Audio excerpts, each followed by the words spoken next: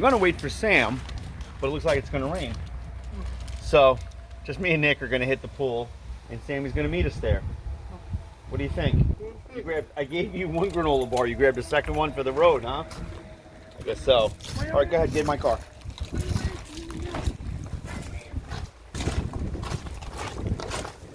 Come on, big boy, before it starts raining.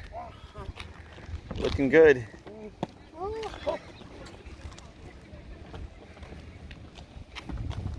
It's gonna be you and me in that water, Nick. We gotta hurry up. It's getting windy out here. Ready? Ready to jump in? Let's do it. He's jumping off the diving board like a champ. And nobody's here. So we can just do it. You gotta come out of the ladder though. Come on up here, handsome. Let me see you do it one more time. You're doing unbelievable. Give me a high five. High five. Way to go. Yes.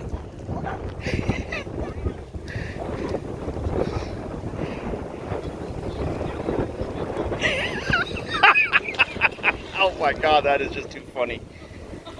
Nicky, come on, big boy. 11 feet. He can do it.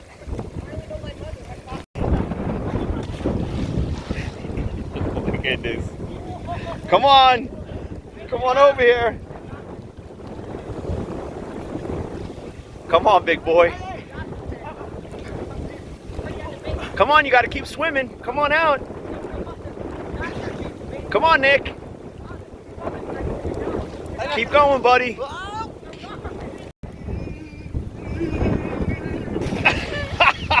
my God, that is so funny. Way to go, Nick. Come on, keep coming. Keep swimming. Great job. Way to go. All right, come on out. Jump, 1, 2, 3. Nice. All right, right to the ladder. Come on, Nick, swim to me. Come on, Nick, come swim to me, please. Oh, you're getting fancy on us. Come on. Come on, big boy. Come on, Nicky. Nice job. Way to go. Guess who's coming here? Okay. Sammy. Sammy. Yup, Sam's driving here to come hang out with us. Okay. Does that sound good? Okay. All right. Do you want to jump off the diving board again? Or are you going to swim right here? All right, go swim right here. Good swimming, Nick. All right, I didn't bring any dry shorts. We're gonna don't. The shorts have to be like on the table by the door or something because I was. At least you bought the bag. I didn't bring the bag last time, so. I have a bag with a shirt and socks in it. We'll be okay. I have wet shorts on because I wanted to put on dry shorts. I was like, let me get this handled. Could be worse. Nick James, Nicky, do you want to go home with Sammy? Okay. You gonna drive with Sammy? Okay. I figured as much. All right, I'll see you guys back at the house. I didn't even notice Nicholas do this, but he took his phone and he plugged it in. He's so smart. So there's no two ways about it. That's a lot of fun. The pool is beautiful. Nicky couldn't be happier. The water's pretty warm too. I really enjoyed it. Watching him jump off that diving board was hilarious. All of the lifeguards loved it as well. And he really listened to instructions. So that's fantastic. And I tell you, we came early partly because it looked like it was going to rain and it started to rain a little bit while they were in the pool. But also we were just kind of bored and like walking around in circles in the house. He's laying on the couch. Shannon was really busy with work. And I just kind of felt like we got to get out of here. And I had a friend of mine call me up who I haven't talked to in a while. And he said he knows I'm really into pizza. And he wanted to take me to this pizza place in Brooklyn. And then there was this roast beef sandwich place in Brooklyn as well that he said is the best in the world or something. And I couldn't go, obviously, because I'm taking care of Nick. But it was a little bit of a reminder that, you know, a lot of the guys that I know that are my age, whose kids are off at college or done with college, their lives are very, very free. And, you know, our life is not. And it's not going to be. And I love every day of my life. And I'm very thankful for, you know, my purpose, for what I'm doing here and what I'm supposed to be doing. But there are days that I would like to just run off to Brooklyn for that slice of pizza. So getting in the car and coming to the pool and seeing Nick enjoy himself the way he did, and take that. I never saw him jump off the diving board, and I wanted to surprise Sam and say, look what he could do. But Sam's like, yeah, he did that last time. I didn't know he could do it. But he loved it. He jumped off with so much confidence and so much joy, and it was a great little trip. Aside from the fact that I left everybody's shorts at home, so I have wet shorts on as well. It was fantastic. So I'm gonna head back. I don't think I mentioned this earlier, but apparently there's an issue with shark sightings near our house. So we're not going to the ocean anytime soon. In fact, a couple of townships away, they closed all the beaches.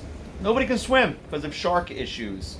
A lifeguard at Jones Beach said he may have been bitten. I don't understand that comment, frankly. I just saw the headline. I didn't read the article, but it says lifeguard may have been bitten. I usually think that's something that you're pretty sure about, whether or not you've been bit by a shark. But there's some shark concerns that we have. And I know they'll love Nicholas because he's so sweet.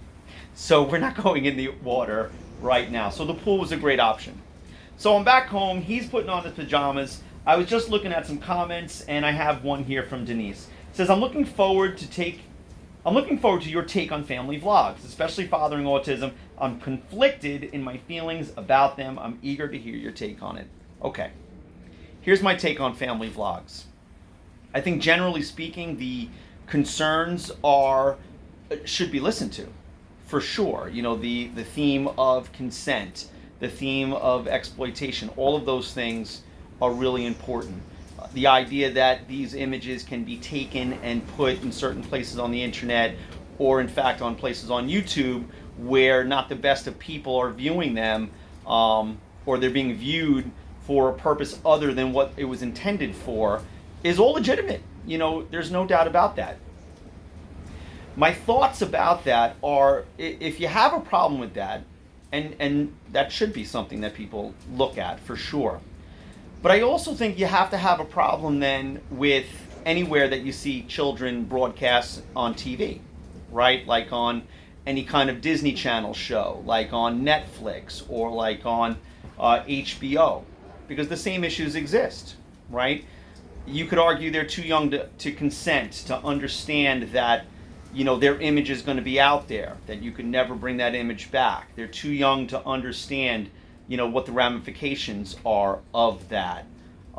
There's a lot of people making a lot of money off these kids on these Disney channels and Disney Channel shows, and Nickelodeon and Netflix. And so the exploitation theme is there as well. And the images can end up, you know, on YouTube or other places as well. So if you have a problem with the family vlogs, I think you also have to have a problem with all of these other places. And then are we going in a direction that says we shouldn't have children on TV at all, anywhere, until they hit a certain age? Look, I think it's okay to have the conversation, but I'm not somebody who says, you know, we must end all family vlogs. I've seen some pretty compelling videos, and I made a video last week that was a rebuttal to a video that I had seen, because I thought the author used very extreme examples in order to prove his point, which I didn't think was relevant to my vlog or Fathering Autism. And so that's on there. You can check that out. But that's my thought on family vlogs in general. I'm certainly not going to try to defend every family vlog. And the truth of the matter is that I really don't watch. I never watched a family vlog until I came across Fathering Autism. And I was super inspired by them, and you know, I've been really clear about that, and I still feel that way about them. So as far as Fathering Autism is concerned, when you look at the consent piece, I think Abby can consent. You know, just watching some videos, she can communicate with her parents. She can make it really clear if she doesn't want to do something. I like the idea that she has significance and influence. She does. I mean, look, we don't know how much. You don't know for sure how much she's going to progress, but the reality of it is, if she has the ability and the desire to do it, and she wanted to open a clothing line, the Abby collection, she could tomorrow. That's significant. That's a big deal. And I think that's a good thing. I think kids should have economic and entrepreneurial success and opportunity. And this channel that her family has definitely given her that, for sure.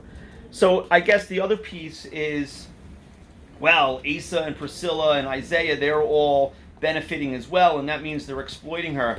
I don't necessarily agree with that either, frankly. Number one, I'm happy for their financial success because whether I don't care how much money you have, raising an autistic child, Nicholas, Abigail, it doesn't matter. Your life is still filled with challenges, for sure. You don't sleep like everyone else. You don't have the same kinds of relationships. You don't have the same opportunities. It's a different life. And the fact that mom and dad are still together and through thick and thin work through, those challenges, my hand's getting tired holding the camera, I think is a big deal because I think we have an epidemic of broken families in our country. And it's even worse for our families with special needs children. So I think they're good examples. And I think they've inspired me as well. Watching their travel vlogs has been inspiring to me. Looking and seeing what's possible. This different journey that our families take, I think is a great thing to share, right? And I got a comment, I guess about a week ago that says, well, it's not Abigail's or Nicholas's responsibility to educate anyone. It was definitely coming from a very self-righteous place for sure. But I agree with that statement.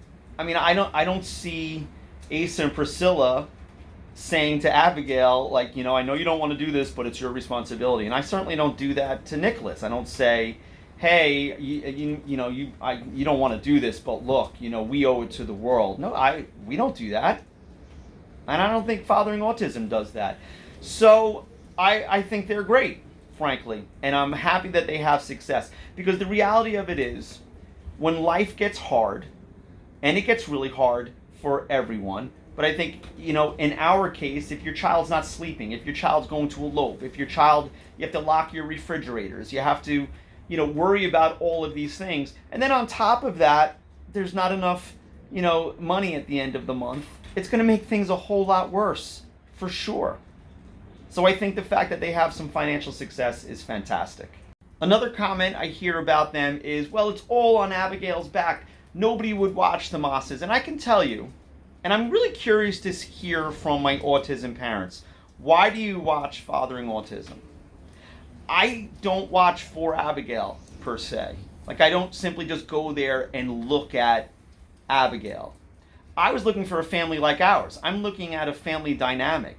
How they treat one another, what they do for fun, what it's like to be at their dinner table, to see a family like mine, frankly.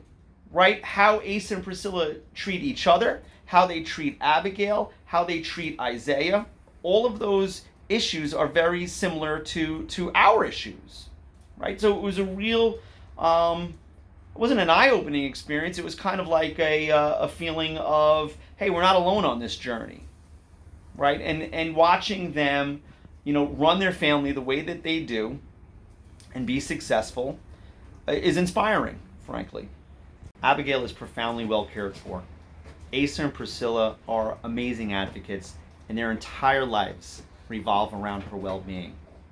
It's really important to remember that attacking channels like Fathering Autism, and mine to a much lesser degree, is an emerging YouTube genre. And right now, the YouTube algorithm says that this content's engaging. To attack their family in any way possible is content. There is exploitation in our media. The movie Cuties that was on Netflix, that hypersexualized preteen girls, was absolutely exploitation. The hypersexualization of young teens is happening every single day on TikTok. And what about the exploitation of children with the child trafficking problem that we have in this country? If you Google child exploitation and then click images, you're not going to see images of a family vlog. Why aren't these attack channels looking at these kinds of issues? I'll tell you why. Because they wouldn't get the views. They wouldn't get the engagement. So before you rush to judgment, you should keep all of that in mind. Hey. Nikki, did you jump off the diving board? You were swimming in the pool and jumped in? Nikki, did you jump off the diving board? Yeah. Johnny, wait till you see the video. It is hilarious. Awesome. Yeah, he was like so excited to do it. It's okay, buddy. You did fantastic. He's a little mad? Yeah. All right. All's good in the hood. Got everybody here.